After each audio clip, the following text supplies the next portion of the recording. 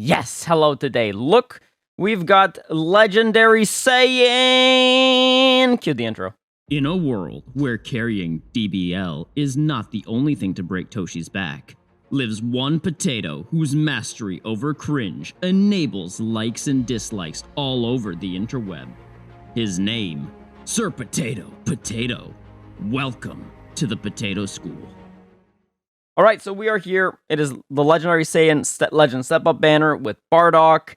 Let's actually take a look at the featured characters, and then we'll look at the Z power list. And we're going to take a look at the entire banner and kind of decide what is really going on here and whether or not you should be summoning for it. So first, let's go into the featured characters. We're not going to really look too hard at the kit because I already know that the kit-wise, Bardock is exceptionally good. He's got his own minor issues that, you know, if he gets killed off early, he's dead.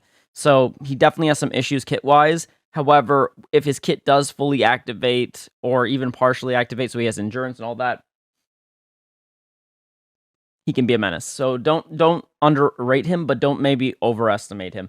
Again, and I think one of the biggest things is, even when I say this with like caution, because despite me saying all this, I could be very wrong. I could be extremely wrong, and he could be even more amazing than I think, or he can be more underwhelming than I think. So again, reading on paper is a little bit finicky, so we'll just kind of work through it. But anyways, as you guys can see, it's 1200 Z power. It's not 600, so this is nice. I think this is a great change for 2022.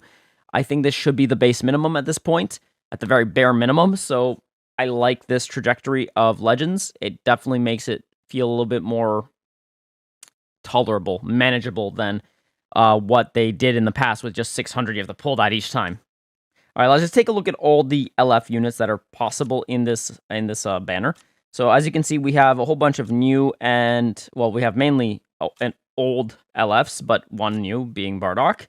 And we also have new extremes, which I'm going to be real, I don't really think the extremes are going to be doing too much. And I think a lot of that might have to do more so with the lack of Z power that you get from them than actually maybe if they're actually any good. Now, to be fair, I haven't actually read their kits, so I don't actually know. So don't quote me on any of this. It's just that fundamentally, most extremes don't really see core meta play. So I'm not going to hold my breath for like a Bardock-like team. That doesn't seem like it's going to really happen, but I could always be wrong. So as a result, you know, I'll wait till, you know, we actually see. So anyways, okay, so we got 0.5, 0.5, 0.5, 0.5, 0.5, 0.5. All right, so the rate is going to be the same as general when it comes to the initial rate. However, they did promise us that sparking rates would be at 20%. So double the Z power and sparking rates at 20% instead of the 30 for the festival. So what does this mean? This basically means that 20% of the time you will get a definite sparking, but then regular rates apply for all the sparkings in your list. What does that mean for us if we decide to summon on this banner? Well, what it means is that a lot of the units that are on here, although a lot of them are actually good, there are some filler units, and that's unfortunate, but that's how it always goes. And we can also see the amount. So we got 185 type of sparkings, 123 extremes, and 43 heroes in this banner. So, would I be summoning on this? As a Saiyan's main, sorry, the thing. As a Saiyan's main, Bardock actually fits the criteria for a yellow Saiyan, and I will not be summoning on this banner. The reason for my lack of interest in summoning on this banner isn't necessarily because I don't want Bardock, because I cannot just afford to be spending my chrono crystals on Bardock. I have 15k CC, basically almost 16k, and I don't feel like it is a worthwhile investment. Reason for it is he will eventually come back in another banner with another big unit, and at that point I could basically potentially pull both.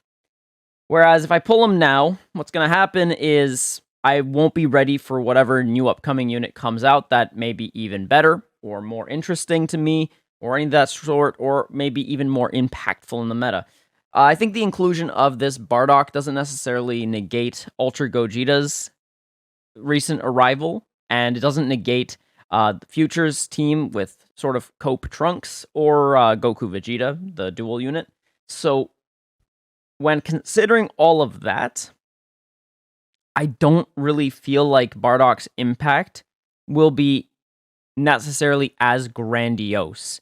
Not to say that he won't be impacting the meta, because that would be really far-fetched of me to actually say that, but it would be more so he will not be cementing himself as a meta changer. More like he will just insert himself in the meta appropriately, and he will see play as a result.